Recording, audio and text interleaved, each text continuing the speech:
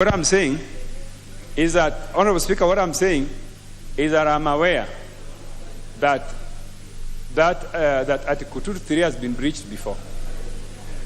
When do you want to give the evidence, the proof? Honorable Speaker, also give me time to make some consultation, Honorable Speaker. Yes, I think all you need to do is actually consult yourself. Yes. And to say whether what you are saying is right or not, Batandi. Because it's an extremely dangerous admission from your part. Thank you, Honorable Speaker. But please consult yourself.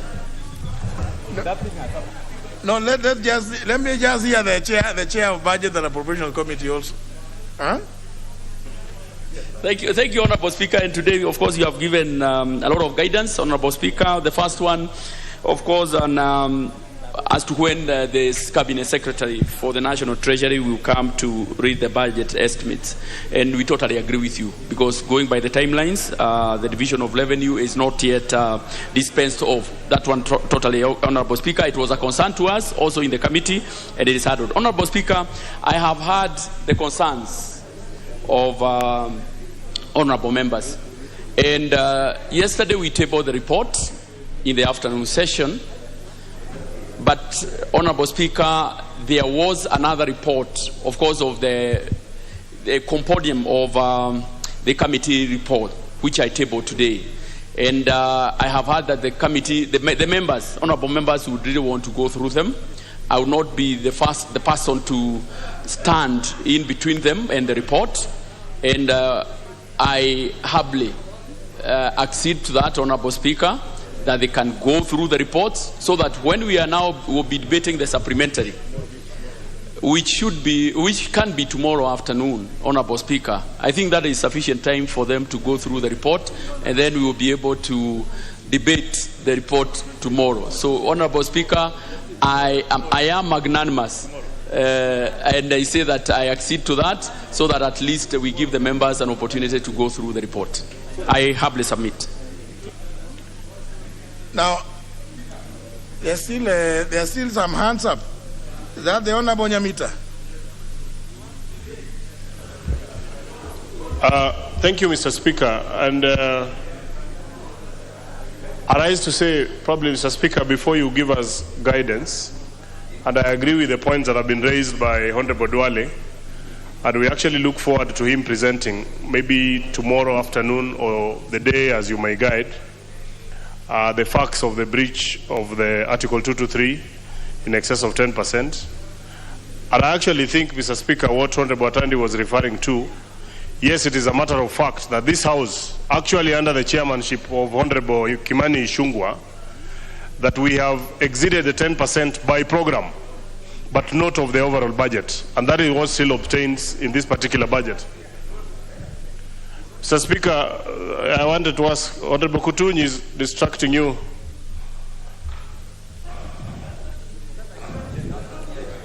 Honorable Speaker, what I was saying, that as we wait for your guidance as to whether we will proceed today, tomorrow, or any other day, I wanted to say that we look forward to the former majority leader's presentation, especially on the constitutional issues that he wants to raise. And I wanted to say that what Honorable Atandi maybe was referring to, Mr. Speaker, it's indeed true that this House has presided over supplementary estimates before, whereby we have exceeded the 10% by program, but not of the overall project, or not of the overall budget. So you can find a particular program where we have varied it by more than 10%. And that has happened. And actually under the chairmanship of the former chair, Honorable Kimani Ichung'wah, and when Honorable Duale was in this House. However, the 10% threshold has never been exceeded of the overall budget. And that is what is obtaining in this budget. So I think that maybe as Honorable Duale will be preparing his documentation, I just want to invite him to also look at the precedent of the previous budgets, and we will also come with those facts. Not of the overall budget, but by program we have exceeded. And I want to also ask Honorable Kimani Ichung'wah to visit the Hansard on what he said when such issues were raised on this particular floor. I submit, Mr. Honorable Speaker.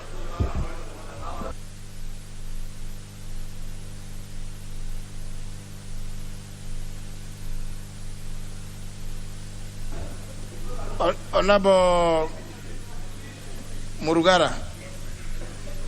Thank you very much, Mr. Speaker.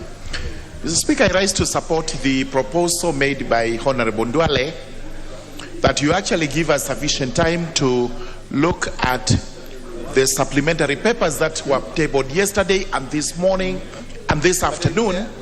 These are very important papers. We must go through them with a tooth comb so that we confirm they have complied with the various constitutional requirements of the statute and the regulations made under the statute as far as budget making process is concerned. Tomorrow may not be sufficient because we need to assemble the various research papers that we have to present to the House. We have also to work even more on the proposed amendments because I also have an amendment to the report in view of the fact that, in my own opinion, we are spending public money for private entities while this is money that is supposed to go to public entities. I'm therefore moving an amendment, and I may consider moving yet another amendment so that what we give to Kenyans is in line with their own expectations. So kindly guide us that we come back on Tuesday, we deal with the matters raised. Thank you very much. Now, you know, members, the chair of budget himself has conceded.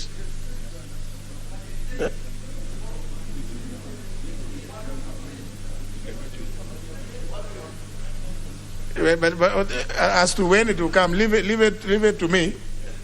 But even as you make your intervention now, bear in mind that the chair of the committee has acceded. And if you use pleadings, Honorable Ochieng Odhiambo. Mr. Speaker, thank you. I rise to support the sentiments by Honorable Kajwang.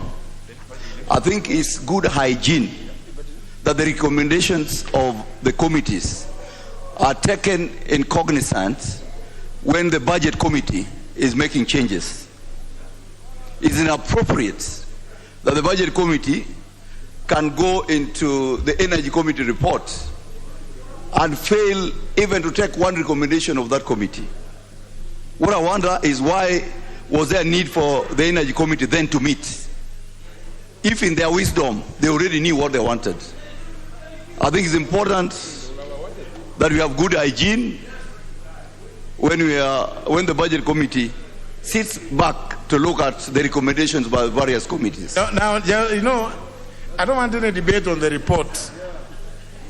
It's the issue of the request to step down this business, and the chair has acceded to that. Now, when you go to the details of the report, okay, it's the same thing which I have told the Honorable Duale. If he intends to raise it, you raise it maybe before the debate commences. Yeah? But now if you go into the details, then there will be no point of us coming to allow you to debate again. Yet it has not been moved. Honorable Elisha. Noted, Mr. Speaker, sir. Very well. And I'm properly guided. Now I see the chair of agriculture, Honorable Tiren.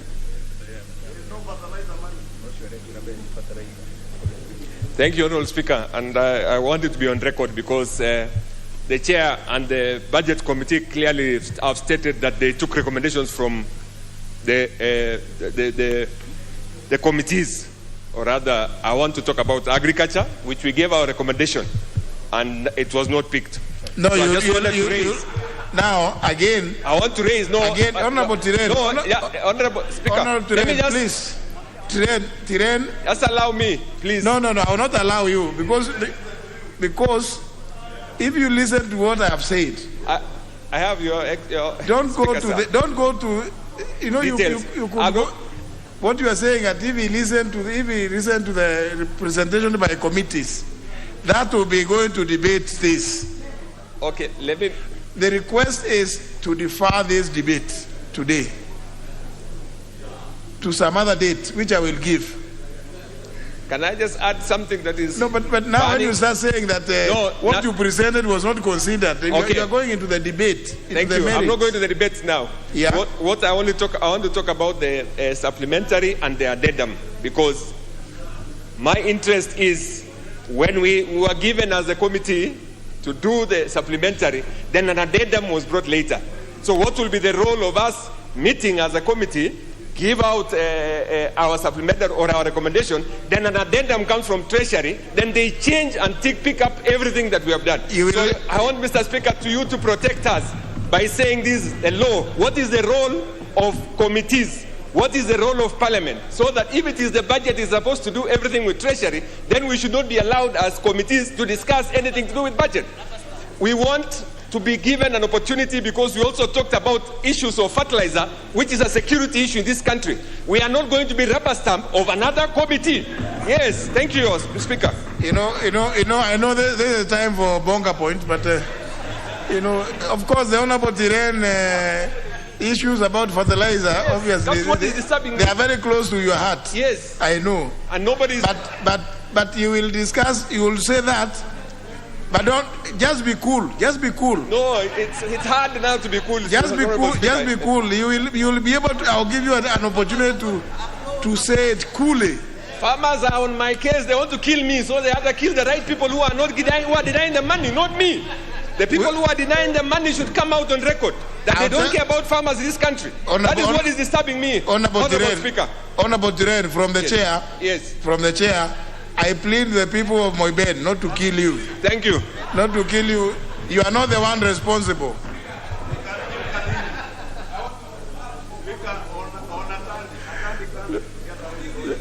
Honor members, now, I thought we had already Honorable Makali.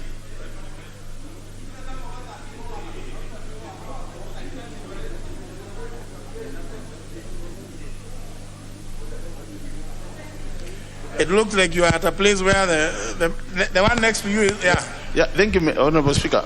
Honorable Speaker, I'm sorry, my intervention is not working. I just wanted to make one observation, Honorable Speaker, and I like your proposal that we move the debate to tomorrow, but I really want to urge, Honorable Speaker, the members, to take time and read the report. And as they read the report, they must realize that there are reports from committees, and there is a report of the Budget and Appropriations Committee. Those are totally two different reports. Because I see a situation where we'll come here tomorrow and people will start discussing the committee reports other than the Budget and Appropriations Committee. On the second point, Honorable Speaker, and I would really wish that Honorable Ndwara listens to me on this, because this is now a serious matter. Honorable Speaker, when you look at the law, the Constitution, the Public Finance Management Act, and the regulations, they are talking about 10%, not more than 10% amendment to any of the question I would want answered tomorrow as they push the agenda would be, is it 10% of the total budget approved by the House? Is it 10% per program? Or is it 10% per project? And once you get that interpretation right, you are likely to find that this House has always operated within the law. But that is a serious interpretation, which I think our own FBO and those technical experts in matters legal should give interpretation, so long as we are discussing public finance. That would be important. Thank you, Mr. Speaker. Very well. I think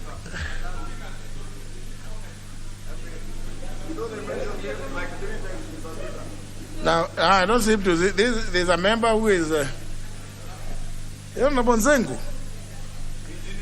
You see, I think he's in an unusual place today. Eh?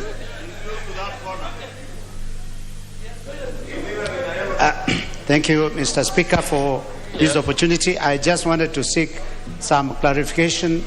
I'm speaking as a Vice Chairman of the Committee on Environment and Natural Resources. and I happen to have been one of the presenters to the Budget and Appropriation Committee.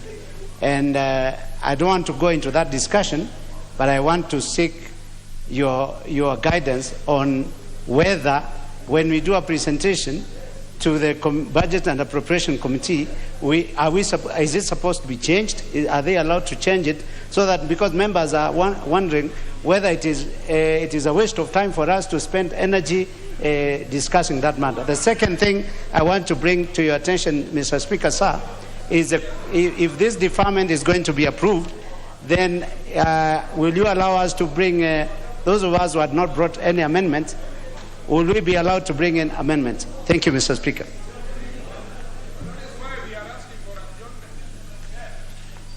Now, honourable members, I think for avoidance of doubt, just in case somebody may have thought that what I was paraphrasing was not correct, this is Article 114, Clause 2. Because it has a bearing on what you are raising, Honourable Nzengu. If, in the opinion of the Speaker of the National Assembly, a motion makes provision for a matter listed in the definition of a money bill, the Assembly, which is the National Assembly, may proceed only in accordance with the recommendation of the relevant committee of the Assembly,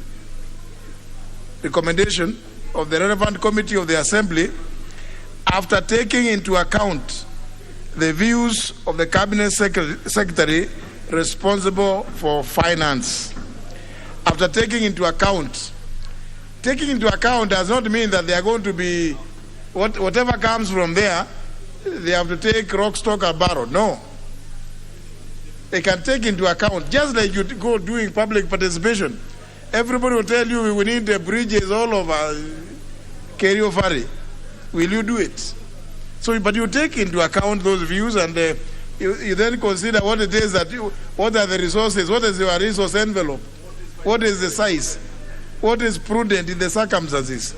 Therefore, similarly, the Budget and Appropriations Committee, which has been determined by this House to be the relevant committee referred to in the Constitution, will make recommendations to the House after taking into account the views of the Cabinet Secretary responsible for finance. But remember, the House will proceed to consider on the basis of recommendations. But remember, they are recommendations. So the Honorable Nzengu, if for whatever reason you think that what you presented to the Budget and Appropriations Committee has not been captured properly, you can disagree with that recommendation of the committee. But then what will be required of you is to raise numbers. Isn't it? Yeah. You must be able to persuade a majority of you to agree with you, to override the recommendation of the committee. So, honourable members, it is very clear. So, given what has, even the views that are coming through, honourable members, I think it's only fair that the request by the Honourable Ishungwa and with the concurrence or accession by the Chair of Budget and Appropriations Committee be granted, so that we stand down this business. And because I saw some compendium of documents, and I think it's only fair also members pay attention to what has been said by Dr. Makali Mulu, that most likely in the compendium of documents that have been tabled today, some of them will be reports from various departmental committees. So you may go and read yours and see what it says relative to the recommendation made by the Budget and Appropriations Committee. And I think so that we give everybody as a chance, because you are all aware of what the people are saying out there, so that everybody gets a chance, including the member for Kapuchai. I defer debate on this motion to Tuesday next week. So you have enough time, honour members, to go through all the reports, including those from the Budget and Appropriations Committee, so that in fact it helps, so that even when the chair is moving and the report is being seconded and all these other amendments, because I have approved those amendments which do not appear in my opinion. Remember again, Clause 2 says, if in the opinion of the Speaker of the National Assembly, not any other. If in the opinion of the Speaker of the National Assembly. So again, it is subjective, but my opinion will be exercised very, very, very sparingly, bearing in mind that at the end of the day, decision in the House is by a majority. It is not to impose my views. So if you think that I have, and I think that's what I want the Honorable Tiren, who is threatened with murder, because I know I have seen your amendment, but surely your amendment would require that you go back to the committee and the CS National Treasury. Yours is different from these other amendments that I've seen. I think they have seen 7 or 6 others, which almost are in the realm of vehemence. Move this from this to the other to this, and say things like those. Those may not require the involvement of the National Treasury. So please, just because there is ample time, Honorable Tiren, have a sitting with the Chair of Budget, look through, and indeed every other member who cares to follow matters to do with budget. I imagine that most of the members who are here are the ones who care to understand and follow matters to do with appropriations, funds being expended and how they are expended. But of course, I know even those ones who are not here, who are right in the village, they are telling them we are dealing with this matter. But you represent everybody, those of you who are present. So let's defer this matter to Tuesday next week.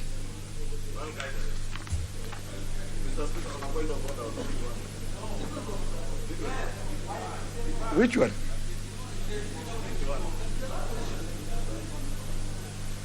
What has happened to the member for Kikuyu? He has too many points of orders. Thank you, Honorable Speaker, for your indulgence. Honorable Speaker, it's not that I have many points of order, but I'm a stickler to the rule of law and procedures. And Honorable Chair, I served under your chairmanship in the Powers and Privileges Committee. And I'm very keen, especially on those issues that protect the dignity of this House. Honorable Speaker, I rise on Standing Order 91 on the responsibility for statement of fact. In view of what the Honorable Samuel Atandi said, that this House has set a precedent of going against the provisions of Article 223, Honorable Speaker, and it would be very unfair to this House, Honorable Speaker, if we let what Honorable Atandi said escape without him either bearing responsibility and tabling the facts as you properly guided him. And because he may think this is an engagement on a WhatsApp group that is very fond of, Honorable Speaker, he must know when we come to transact business on the floor of the House, it is serious business. And he cannot in any way allude that the House has acted ultra via the Constitution, Honorable Speaker. And maybe he should stand guided by what the Honorable Nyamita, a very well-schooled member of Parliament, Honorable Speaker, who said that indeed, if within a particular department or ministry you go beyond 10%, so long as you don't exceed the 10%, overall in the budget, Honorable Speaker, that then could be a case that you can cite, but he cannot say that in relation to what the Honorable Duale was raising, that the House has set a precedent. Because it's very dangerous tomorrow if it goes on record that the House has set on has a precedent, such a precedent, Honorable Speaker. Tomorrow, another cabinet secretary will table estimates that go beyond the 10% provision provided for in the Constitution and cite what the Honorable Atandi said, that there is a precedent set. If that remains in the record, and I wanted to beg, Honorable Speaker, that either the Honorable Atandi withdraws that particular statement and apologizes to the House, or we take the necessary action, Mr. Speaker. Honorable Atandi, you know you are responsible for the accuracy of statements that you utter on the floor of the House. Chair, thank you very much. Honorable Speaker, thank you very much. Indeed, Honorable Speaker, what I said, which I would like to repeat, is that there is a precedent in this House where the House has breached 10% threshold on programs, actually, and that's what I said, Honorable Speaker, that I was going to seek for clarification. No, but don't try to be clever. You never said about programs. You know, that one you have just picked from the Honorable Mark Nyamita. So please don't borrow things which were not in your head. Now you have borrowed what is not. Say you have been educated by the Honorable Mark Nyamita. I mean, you know, it's not good to plagiarize. Honorable Speaker, as I said, I was going to look for proof, and that I would like you to give me more time. How much time? So you give me more time so that I'll be able to give more clarification on it. No, Honorable Atandi, you have said, you remember the answer to bear you out. You said that this House has set a precedent by approving in excess of 10% of budget and therefore violating Article 223 of the Constitution. But there is a cockroach in the House. Honorable Speaker, I would like to respond to this issue tomorrow. I would like to respond to this issue because the standing order allows me to respond tomorrow. No, Honorable Atandi, you know, even now you're saying the standing orders allow you. Actually, they don't. They don't. The standing orders don't. Honorable Speaker, you don't rise in your place here and claim something and then say that standing orders allow you to go and sleep over the matter. No. Is it something that you know? Honorable Speaker, I have explained to you, Honorable Speaker, that I asked you for permission so that I would be able to get more clarifications on it. And I've said that actually my intention was to say that the House has breached 10% threshold on programs. Honorable Speaker, I've explained myself. Honorable Atandi, do you want to revise your statement to mean that the House has approved expenditure in excess of 10% on programs? Yes, sir. Yes, sir. That's what I meant. Then you must withdraw the earlier one. Yes. Yeah. Because thank you, Honorable Speaker. I want to say that what I meant is that the House has breached 10% threshold on programs and not on the overall budget. Therefore, I withdraw the other one. Thank you. Very well. Very well.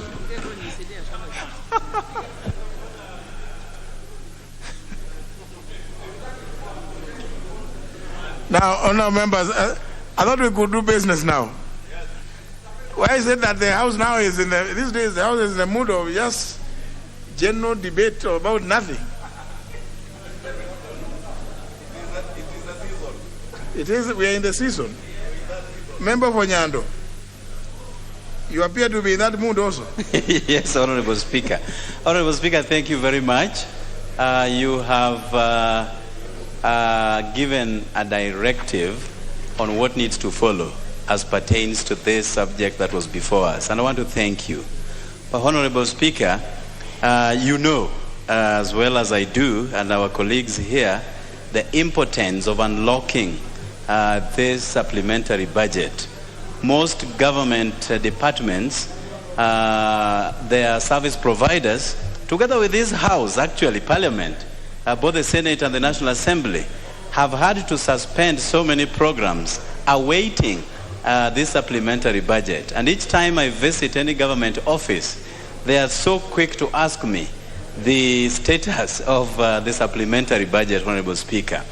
And on that breath, therefore, I would urge this House that we should not use our political leanings and persuasions to filibuster with such an important subject, Honorable Speaker. Because recently we have seen how we invite our own political interests into matters that also affect the lives of the Kenyan people, Honorable Speaker. And therefore, as much as I appreciate what Honorable Duale came up with as an intervention, we also have to juxtapose it with the interest of the Kenyan people as regards the gridlock that government departments are in, Honorable Speaker. And therefore, going forward, I want to believe that our political interests will not override the interest of the Kenyan people, Honorable Speaker. I think that without your intervention, some of my colleagues had intended to push this to a much later date than Tuesday that you have ably proposed. So let us move forward as a one unitary society, looking at the interest of the Kenyan people as opposed to the political interest that will actually come and go, Honorable Speaker, and I thank you. Now members, I believe these other interventions are now overtaken. Let's move to the next order.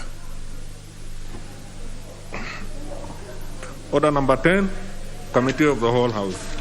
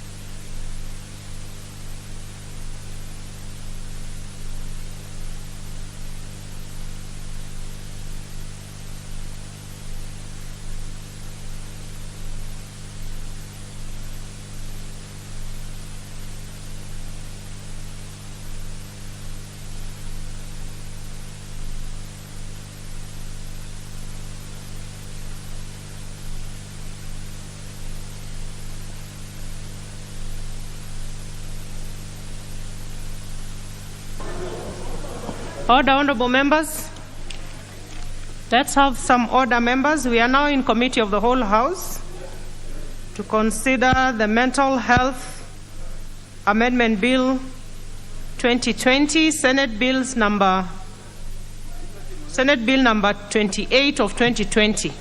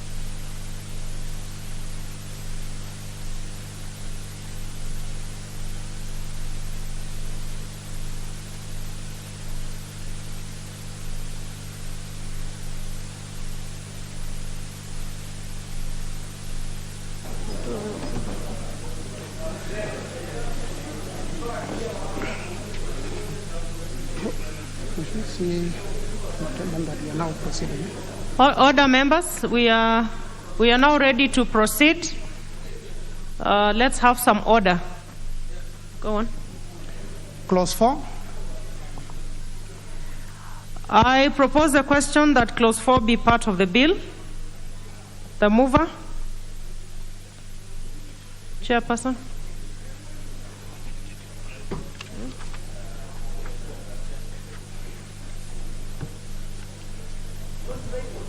Thank you, Madam Chair. Madam Chair, I propose that clause 4 be part of the bill. Be amended as per the order paper. And the justification, Madam Chair, is that the amendment seeks to provide additional purpose of the Act, which includes the promotion of community-based mental health services and to promote the provision of mental health services in primary health facilities.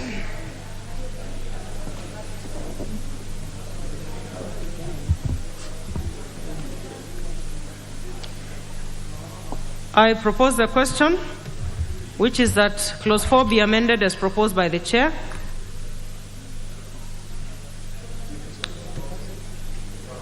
It seems like it's okay. So I go on to put the question, which is that clause 4 be amended as proposed by the chair. Will as many as of that opinion say aye? Will as many as of a contrary opinion say nay? The ayes have it. I go on to put the question that clause 4, as amended, be part of the bill. Will as many as of that opinion say aye? Will as many as of a contrary opinion say nay? The ayes have it. Clause 5. Madam Chair, I propose clause 5 be amended. Chair, yes. you have to wait for me to...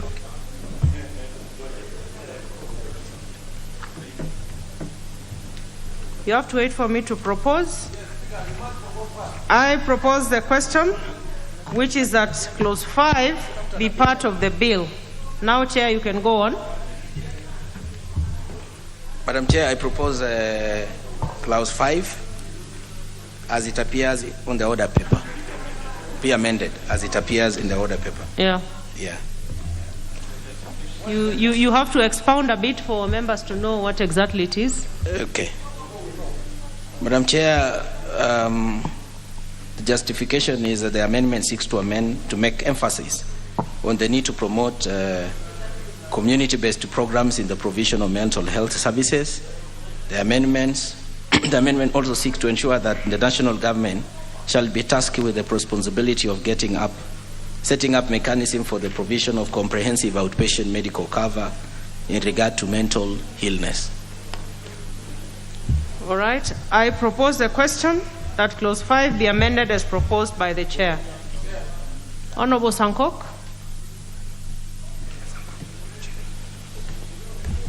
I have heard the chair saying that it is the national government that will make provision for comprehensive mental care. What does it have to do with the county government? And are we in line with Schedule 4 of our Constitution?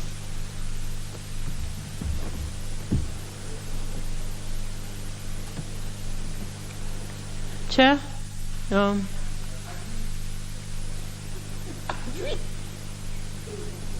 Madam Chair. Do you need time to consult? No. Okay. Madam Chair, I think perhaps maybe for clarification is that this is one of the specific functions of the national government. And then two, when you talk about comprehensive health cover, it's again the function of the national government because we are borrowing from UHC, Universal Health Care. So that is the justification. And then two, Madam Chair, it doesn't affect the functions of the county on health. Thank you. Honorable Sankok, is a clarification enough?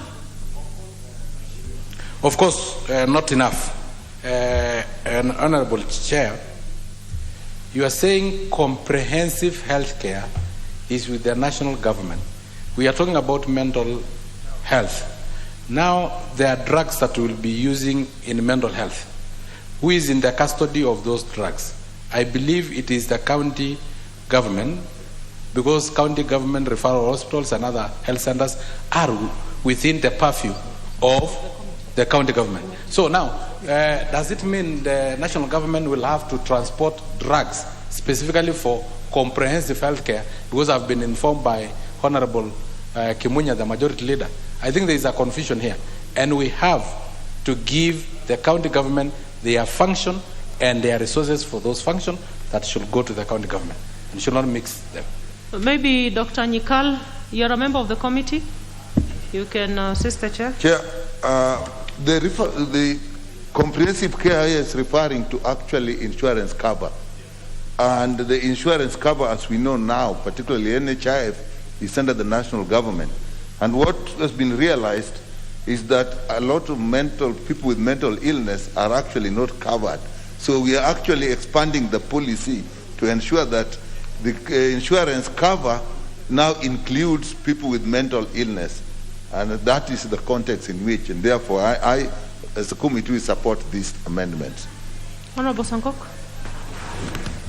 Chair, do you want to add something? Let the chair. Yes. And Madam Chair, I think it is also very important for members when we are discussing this, they need to read the whole document.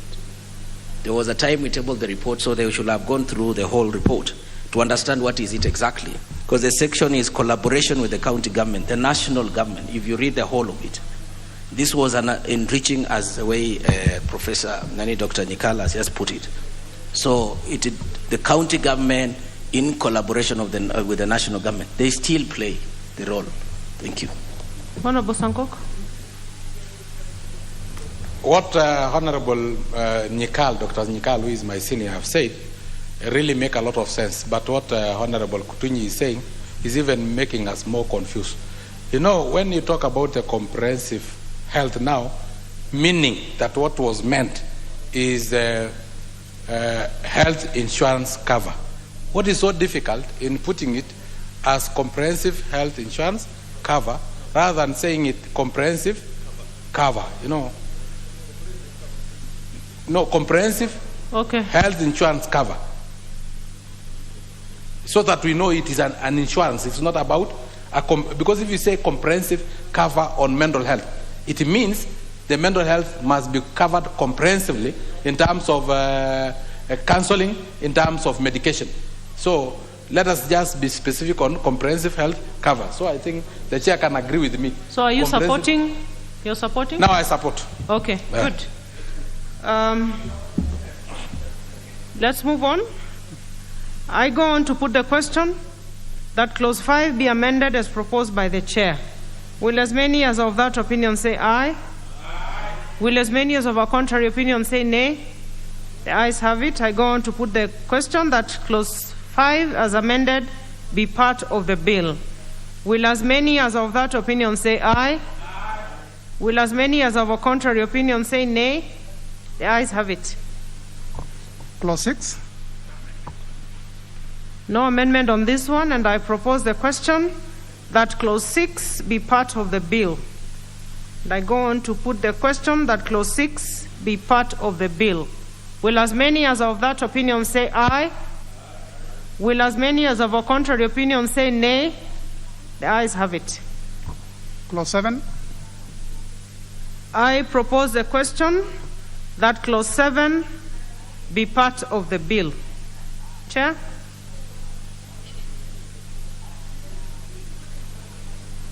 Madam Chair, I beg to move that clause 7 be amended as appears in the order paper. Order members, do I hear somebody's phone playing a clip? Order members. Order members, please remember you're in chamber.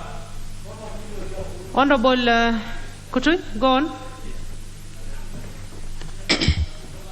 I want to give a justification. Madam Chair, the amendment seeks to provide qualification for the persons of the board, as well as to provide that the 4 persons nominated by the Cabinet Secretary shall not be public officers.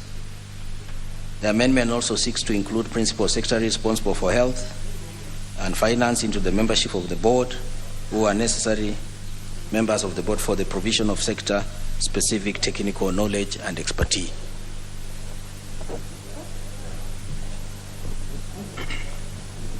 I propose the question that Clause 7 be amended as proposed by the Chair. Honorable Sanko.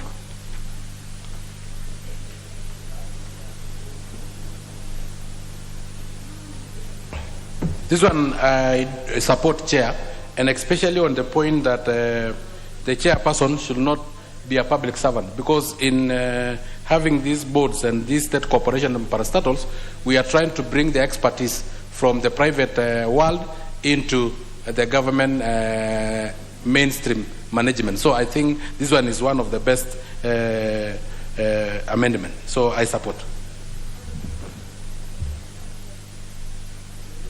I go on to put the question, which is that Clause 7 be amended as proposed. Will as many as of that opinion say aye? Aye. Will as many as of a contrary opinion say nay? The ayes have it. I go on to put the global question that Clause 7 as amended be part of the bill. Will as many as of that opinion say aye? Aye. Will as many as of a contrary opinion say nay? The ayes have it. Clauses 8, 9, 10, 11, 12, 13, 14, 15, 16, 17, 18, 19, 20, 21, 22, 23, 24, 25, 26, 27, 28, 29, 30, 31, 32, 33, and 34. We have no amendment on these ones, and I go on to propose a question that Clauses 8 to 34 be part of the bill. And I go on to put the question that Clauses 8 through to 34 be part of the bill. Will as many as of that opinion say aye? Aye. Will as many as of a contrary opinion say nay? The ayes have it. Clause 35. I propose the question that Clause 35 be part of the bill. Chairperson?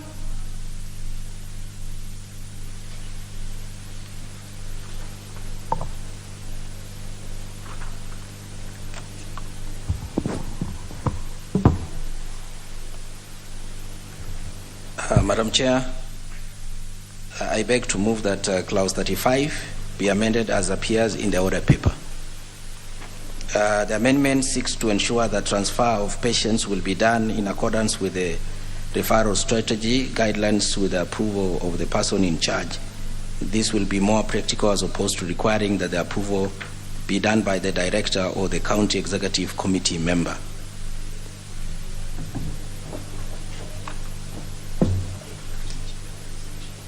I propose the question that Clause 35 be amended as proposed by the Chair. I put the question that Clause 35 be amended as proposed. Will as many as of that opinion say aye? Aye. Will as many as of a contrary opinion say nay? The ayes have it.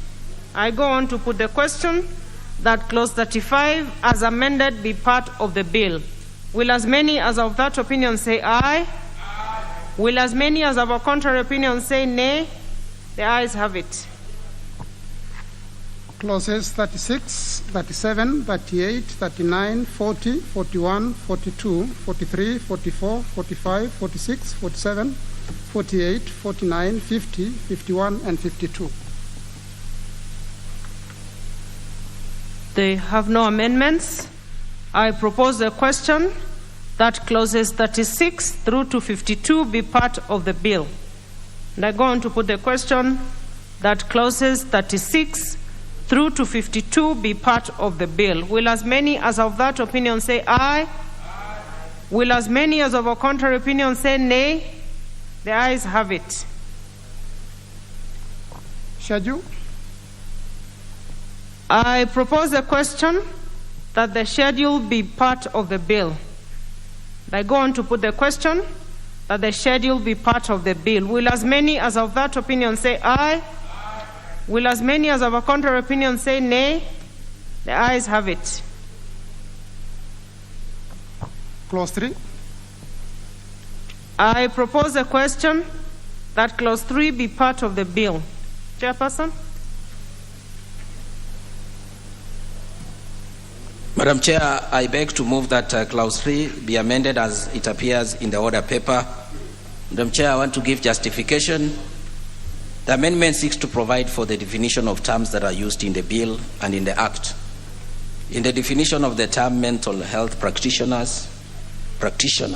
the amendment seeks to include medical practitioners, noting that the definition provides for the inclusion of other cadres within the health profession as mental health practitioners, but leaves out medical practitioners. The amendment seeks to ensure that a mental health unit shall be a section within a health facility designated for mental health services without requiring rigorous of gazettement of such a section by the board or by a county executive committee. The amendment also seeks to ensure that the diagnosis of diagnosis of mental health illness, Madam Chair, let me repeat that one for clarification. The amendment also seeks to ensure that diagnosis of mental illness shall only be done by a qualified mental health practitioner. Thank you.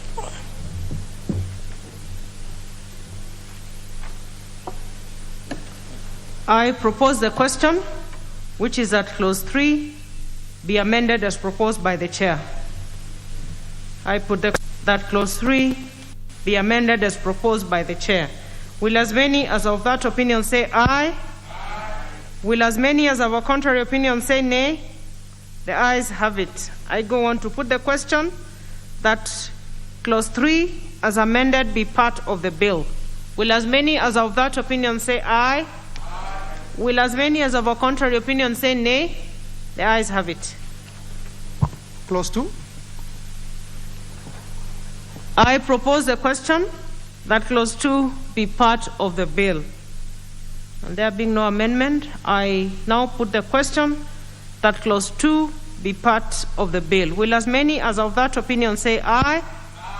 Will as many as of a contrary opinion say nay? The ayes have it. Title. I propose that the title be the title of the bill. I go on to put the question that the title be the title of the bill. Will as many as of that opinion say aye? Will as many as of a contrary opinion say nay? The ayes have it. Clause 1. No amendment on clause 1, and I propose the question that clause 1 be part of the bill. And I go on to put the question, which is that clause 1 be part of the bill. Will as many as of that opinion say aye? Will as many as of a contrary opinion say nay? The ayes have it. I now call upon the mover to move reporting.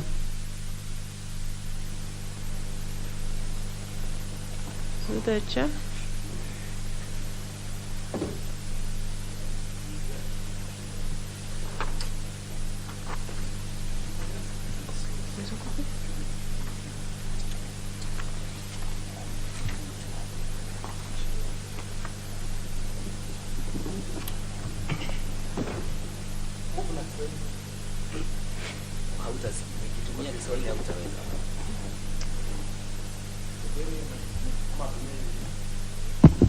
Thank you, Madam Chair.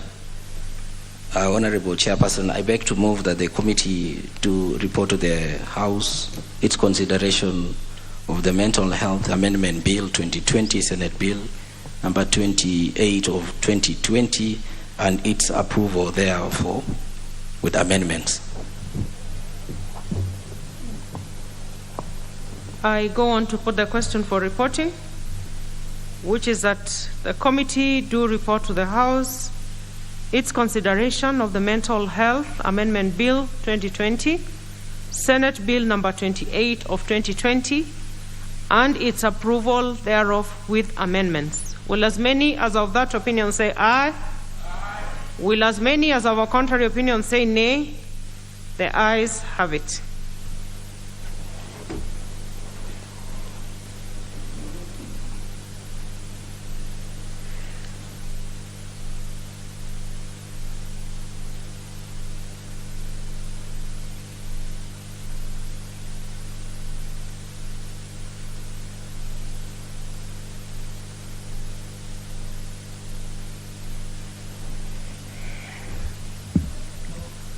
I will now call upon the chairperson to report to the House.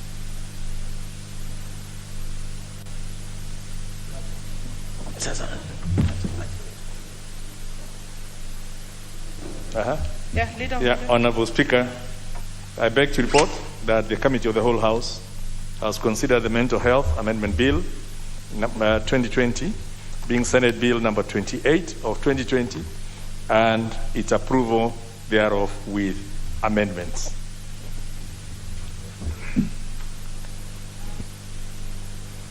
I call upon the mover to move agreement with the report. Chairperson? Chair. Madam Honorable Speaker, I beg to move that the House do agree with the committee in the said report, and I also request Honorable Nyekal to second the motion for agreement with the report of the Committee of the Whole House. Honorable Dr. Nyekal. Madam Speaker, I second.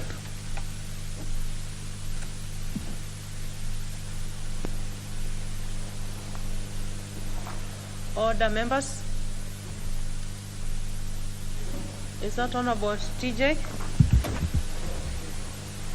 Honorable members, I propose a question that the House do agree with the committee in the said report.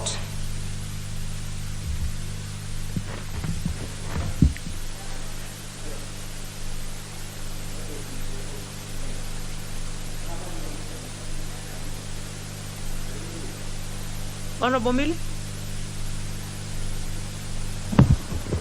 Thank you, Madam Speaker. I'm presuming this is a point at which I can comment. Thank you then. Yes, go ahead. Thank you, Madam Speaker. Madam Speaker, let me take this opportunity to thank the mover of this bill. Mental health issue is a very big problem in this country for a variety of factors. People are struggling. Some of the young people are addicted to drugs and all that, and creating a lot of issues of mental health. So I just want to congratulate the Honorable Senator who brought this, and congratulate her for beefing up what we already have. Thank you. Well in. Honorable Murugar.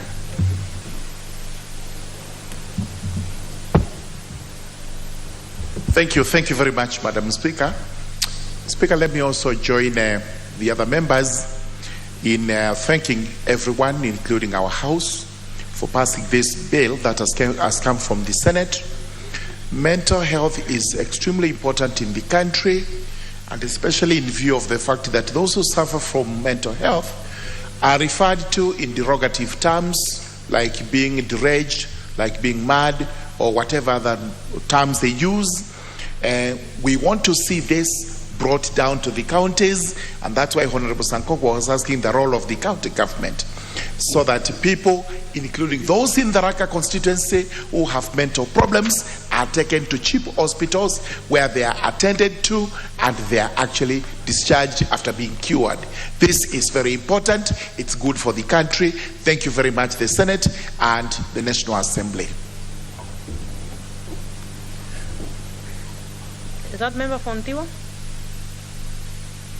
Thank you, Madam Speaker. Just brief comments. Yes, I would just also want to thank our Health Committee for considering this, and especially removing the bureaucracies so that when people are suffering can be easily diagnosed and be referred.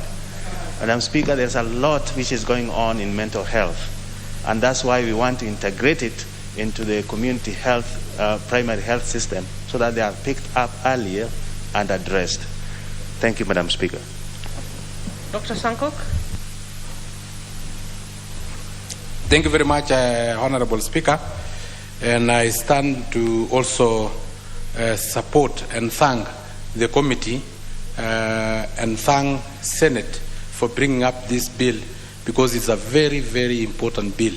Let me congratulate Honorable Senator Kasanga, who is a nominated member of the Senate, and a very beautiful lady from Machakos, for bringing this bill that will solve a myriad of issues that we are facing as a country due to the high cost of living as a result of increase in food prices, due to,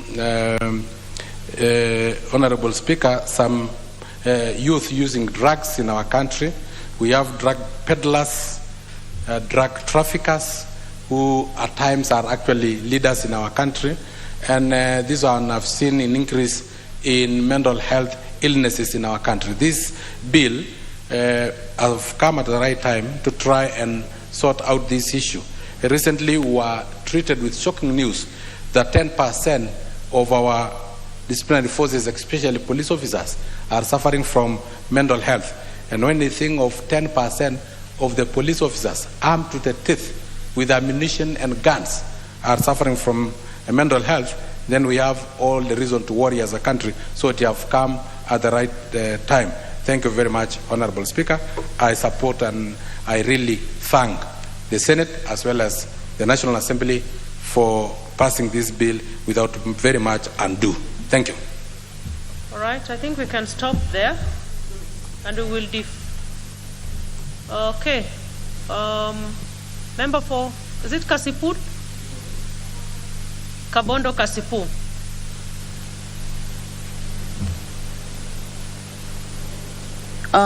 Thank you very much, Madam Speaker. May I also appreciate the committee for the bill and support at onset. Madam Speaker, this is a time, it's timely, and I want to say that it's about time that as a country we confront the matter of mental health. We've seen consistently suicide cases on issues that we as a society, we are even shocked when we see that people have committed suicide. People who are considered even very successful, children that you did not even imagine that they had a problem within our houses. And I support this bill, and I look forward to a situation whereby going forward that issues of suicides and deep depressions that we have seen will reduce in this country. Thank you very much. So I support once again. Okay, we shall defer the putting of the question until when we are properly constituted. Let's move to the next order.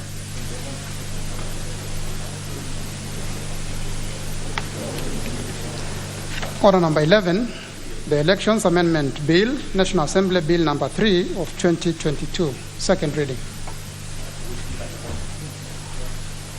Leader of Majority.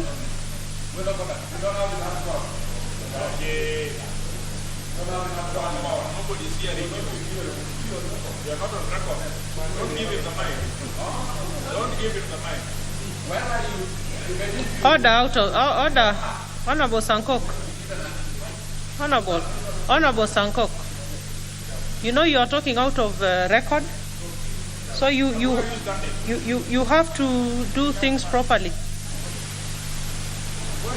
Yes, Honorable Sankok. Thank you, Honorable Speaker, and protect me from TJ Kajwang, who is known as CJ Bonoko.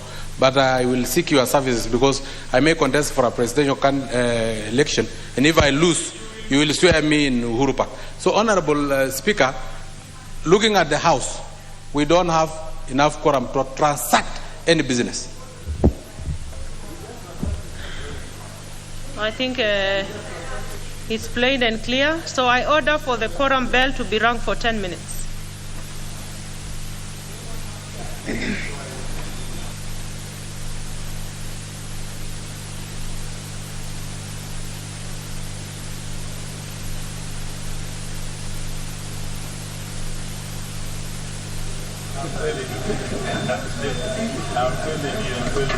How things going?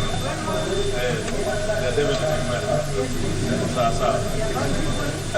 Tunashukuru. Tunapenda lakini people are bored with you. You have been there for 15 years. We have no new ideas. I'm telling you, because you told them just a few days ago you told me the same thing. Yes.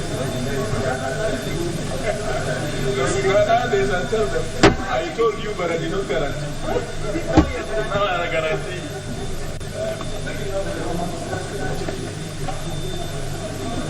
Sasa wewe, maneno ya kora will not help you. Face the fact. This thing we will pass one way or the other. Let me tell you, people who rose on points of honors on quora, please come back to this office. What is the exam? We have asked them to do that so that we can. Then you have answered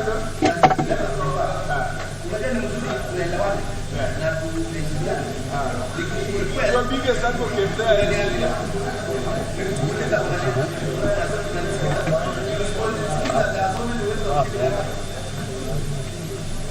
You are advocating this.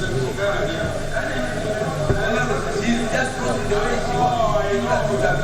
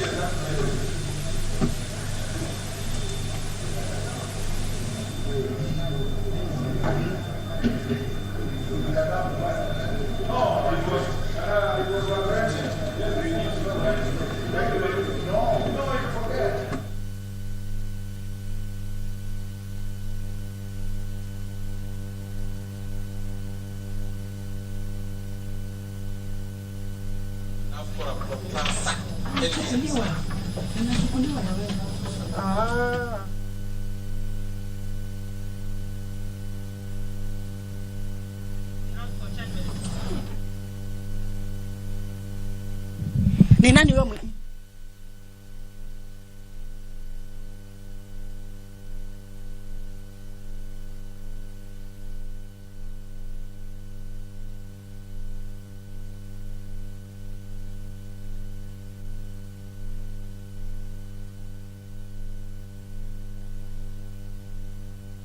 Bell to be rung for about 10 minutes.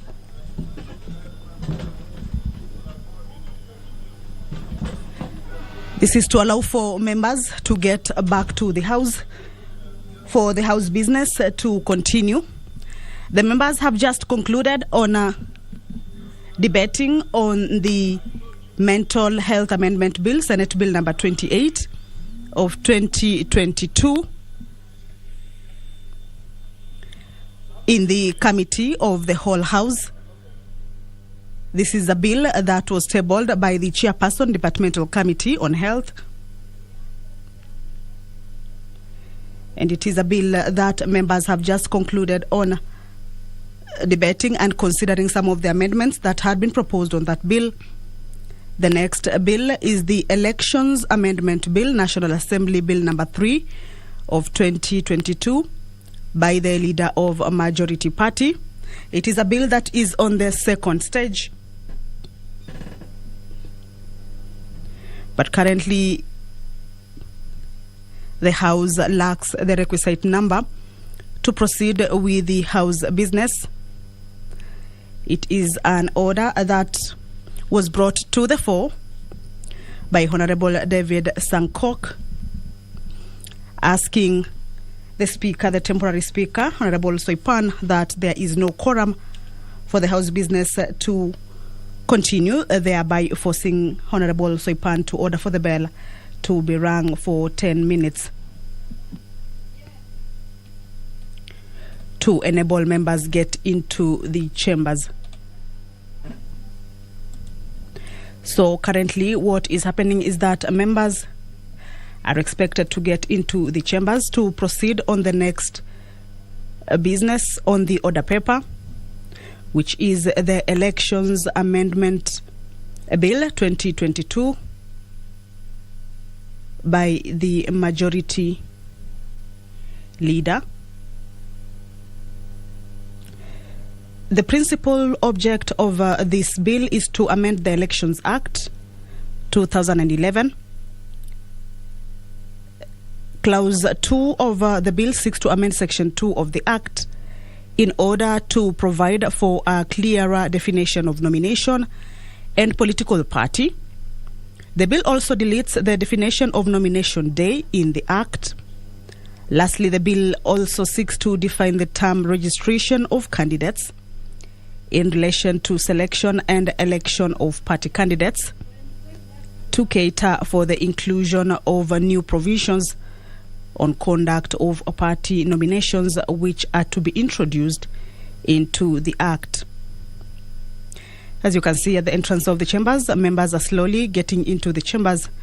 Remember, this is an important bill that members are expected to be in the chambers to give out their views on this bill. Clause 3 of the bill seeks to amend Section 5 of the Act to provide that a person must present a valid Kenyan passport during registration as a voter. This is a bill on the floor of the House. It is on the second stage. The Elections Amendment Bill, National Assembly Bill number 3 of 2022 by the Leader of a Majority.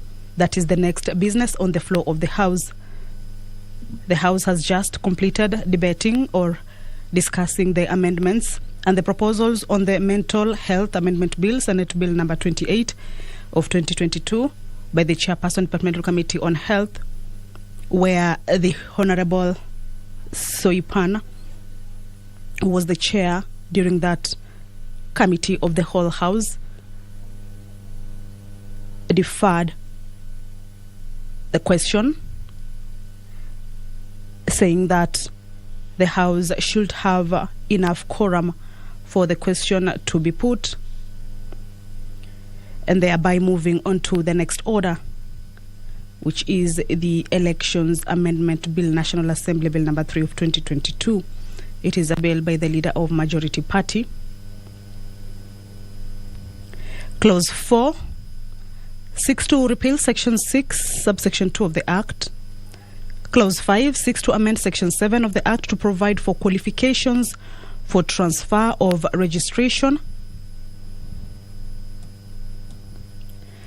Clause 6 seeks to amend Section 8A of the Act, which relates to the audit of the register of voters, by deleting subsection 3 as it makes reference to the first general election after the commencement of the Election Laws Amendment Act 2016. The provision required the Commission to engage a professional firm to conduct an audit of the register of voters for the purpose of the first general election. Currently, the quorum bell is underway. It's a 10-minute quorum bell that is meant to allow members to get into the chambers to continue with the business of the day. Earlier on, members ventilated or gave their opinions on a number of bills.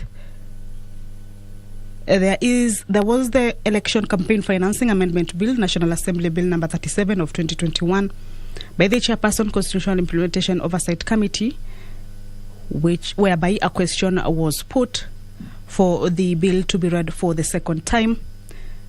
There was also a motion on the report on the first supplementary estimates for the financial year 2021-2022, where members proposed that this particular debate be deferred to a later date to give members enough time to go through the report by the Budget and Appropriations Committee. This is the report on the first supplementary estimates for the financial year 2021-2022. Again, forcing the Speaker of the House, Justin Muturi, who was presiding over that particular sitting, to defer the debate to next week, Tuesday. Members also proceeded on a committee of the whole House to look at the Mental Health Amendment Bill, Senate Bill number 28 of 2020. Again, the question was deferred on this particular bill, but this one was due to lack of quorum. So what is currently happening is that the bell for the quorum of the House is currently underway. It's a 10-minute quorum bell that should allow members to get into the chambers to continue with the House business. What is before the floor of the House currently is the consideration of the Elections Amendment Bill, National Assembly Bill number 3 of 2020, that has been tabled by the leader of Majority Party. It is a bill that is on the second stage. It will go through the second reading this afternoon.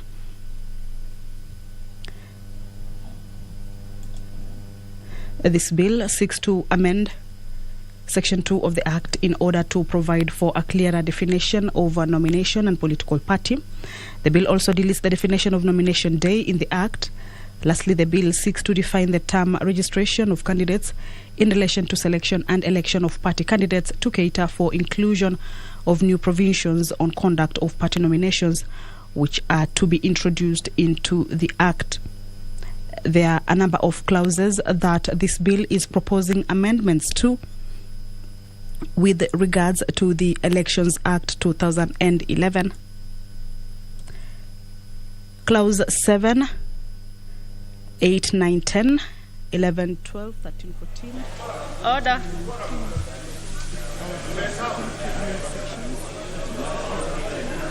Unless you're counting the seats. Honorable Langwenyi.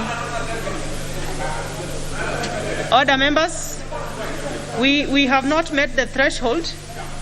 So, fortunately or unfortunately, we have to adjourn. Order.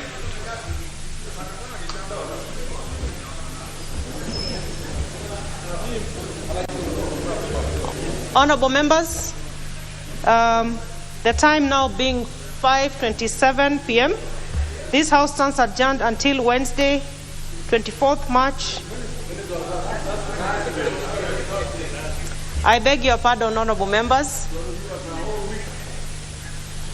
I beg your pardon, honorable members.